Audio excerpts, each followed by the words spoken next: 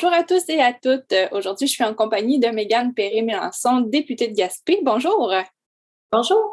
Alors, on va parler de logement. Vous avez pris position cette semaine dans le contexte de la crise du logement là, qui sévit dans la région, très peu de taux d'inoccupation. Vous craignez même des problèmes là, d'ici au 1er juillet là, où tout le monde va déménager. Donc, parlez-moi un peu de la situation.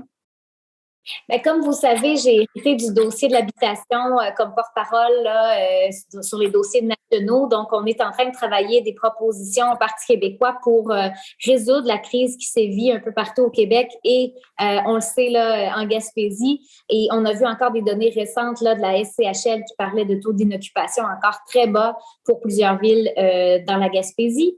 Alors, on a plusieurs propositions parce que, comme on le disait, c'est des problèmes sociaux là, qui nous attendent d'ici le 1er juillet, étant donné que il y a une hausse du coût de la vie, l'inflation qui est galopante là, de plus en plus, les loyers augmentent et ça met une pression vraiment énorme sur beaucoup de gens qui étaient déjà un peu fragilisés par la pandémie, des gens, des aînés, des parents, des mères ou des pères monoparentales. Donc, c'est vraiment eux qui vont être encore plus affectés là et disons qu'on voit, on a vu des cas là un peu partout au Québec, peut-être pas en Gaspésie là comme tel, mais on n'est pas à l'abri de hausses abusives des coûts des loyers parce que une construction de logement qui s'est fait là il y a 5 ans et moins, ben il y a une clause F sur le bail qui permet à un propriétaire d'augmenter drastiquement là, le coût de ses loyers sans avoir de plafond. Donc on a vu là des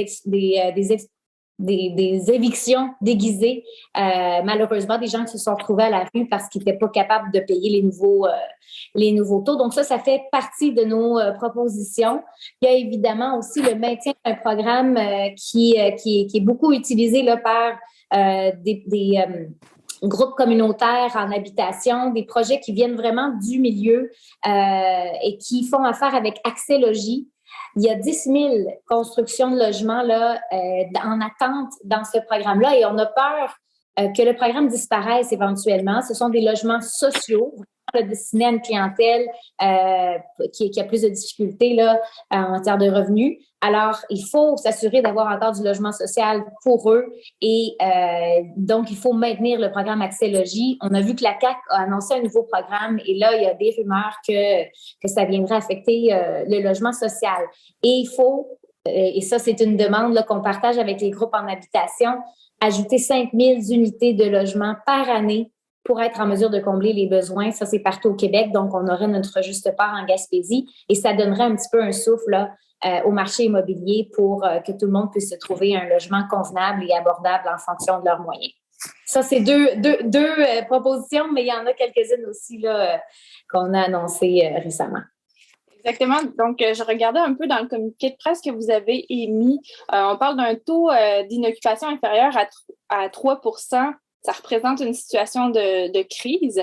Mais à Gaspé, on parle de 0,8 à 0,3 % d'inoccupation. Donc, c'est quand même c'est majeur. Est-ce que c'est particulier au secteur de la Gaspésie, ce taux-là si bas? Oui, ben là, on a donné l'exemple justement de Gaspé qui est à 0,8 % et quand on parle d'un logement à 2 chambres, on tombe à 0,3 % de taux d'inoccupation. Donc, on est vraiment presque à 0 logement de disponible sur le marché. Alors, on voit, ça correspond à ce qu'on a entendu sur le terrain avec des initiatives comme la vidéo qu'on a tournée à l'automne dernier, qu'on avait des gens de toutes les situations, soit des professionnels de retour à Gaspé, soit des gens avec moins de revenus, des aînés. Ça touche vraiment beaucoup de personnes et c'est pour ça qu'il faut vraiment là, donner un coup de barre et s'assurer qu'on ne soit pas pris dans une crise sociale là, parce que Gaspé, en plus, et tout le comté, en fait, là, la région de la Gaspésie est attractive, fait beaucoup d'initiatives pour attirer des gens. On a besoin de gens sur le marché du travail. Donc, ça crée une pression. On est content d'avoir beaucoup de gens qui s'intéressent à la région, mais il faut être en mesure de bien les accueillir. Et c'est là où est-ce qu'il faut faut pas ménager aucun effort. Je le disais déjà, mais là, on arrive avec quelques solutions. La clause F qu'il faudrait abolir sur les baux de location, le maintien du programme Accès Logis en logement social et d'avoir un budget convenable pour la construction de ces logements-là. Il faut aussi par exemple, on voit là un phénomène qui est de plus en plus courant, c'est des gens qui sont bien nantis, qui viennent pas du Québec ni même du Canada là, dans certains cas, qui vont acheter des maisons, par exemple, qui trouvent belles à L'Anse-au-Griffon ou dans d'autres villages pittoresques là, de la Gaspésie, puis ils vont pas y habiter, ils vont aller peut-être passer une semaine là, c'est leur 5e maison, il y en a un peu partout. Ben, il faut être capable de taxer des investisseurs étrangers qui font ça pour de la spéculation. C'est des spéculateurs, c'est un investissement pour eux là, dans un bien et non pas c'est pas pour se loger. Donc, je pense qu'il faut vraiment prioriser les gens qui veulent y habiter, puis vitaliser notre territoire, travailler dans nos commerces et dans nos réseaux de la santé, l'éducation. On a tellement besoin de ces gens-là qu'il faut être en mesure d'appliquer des mesures qui vont attirer ces personnes-là et non pas des gens qui vont s'acheter une 3e maison là, pour le plaisir. Là. Donc, il y a ça. Et un registre des loyers aussi pour avoir une idée de quel a été le coût du loyer antérieurement pour s'assurer qu'on n'a pas eu une hausse de coût et qu'on est un petit peu pris là, dans cette spéculation-là là, qui continue. Exactement. Donc, c'est sûr qu'à court terme, il y a certaines solutions qui vont être plus difficiles à appliquer, comme la construction de nouveaux logements. D'ici au 1er juillet, là, sur quoi est-ce qu'on doit mettre l'accent? Qu'est-ce qu'on doit faire pour éviter la crise? Ben là, on arrive avec ces 5 mesures-là. Il y a aussi, il y en a une que j'ai oubliée, mais qui est tout aussi importante, c'est d'encourager les projets de logement étudiants. Donc, dans des villes comme Gaspé, il y a Grande-Rivière, qui a l'École des pêches, il y a le campus à Carleton aussi. Donc, quand il y a des projets communautaires de logement étudiant, il faut aussi pouvoir aider cette classe de la population qui a vraiment besoin aussi de se loger à prix abordable. Mais ben, c'est ça, tu sais, à court terme et long terme, je pense qu'il y a aussi l'UMQ qui est sorti récemment, qui demandait d'avoir des outils pour que, d'un point de vue municipal, on soit aussi capable d'avoir des incitatifs, des congés de taxes. Et il y a plusieurs donc solutions court, moyen, long terme, mais là présentement il n'y a rien d'annoncé là qui serait franchement là, révolutionnaire pour régler la crise du logement. Alors c'est pour ça qu'on essaie là, d'arriver avec plusieurs propositions puis de voir laquelle va être retenue très rapidement. Mais vous savez, il y a 10 000 logements sociaux déjà là lancés dans un programme qui sont pas annoncés, mais qui ont été déposés, qui sont en attente d'une autorisation. Donc, ça, c'est déjà quelque chose qu'on peut faire. Et c'est ça. Comme on le disait, là, c'est de s'assurer de prendre tous les moyens nécessaires pour éventuellement s'en sortir. Là.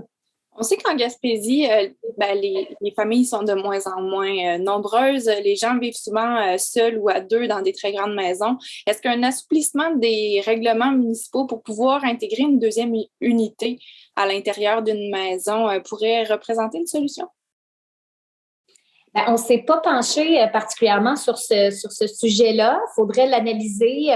Vous parlez, j'imagine, de la question des maisons bigénérationnelles aussi. Beaucoup de gens souhaitent s'occuper de leurs aînés, de leurs parents, les avoir proches d'eux. Puis c'est ça un peu ce que souhaitent nos aînés, c'est le virage vers des soins à domicile. Donc, ils veulent avoir leur maison, leur chez-soi.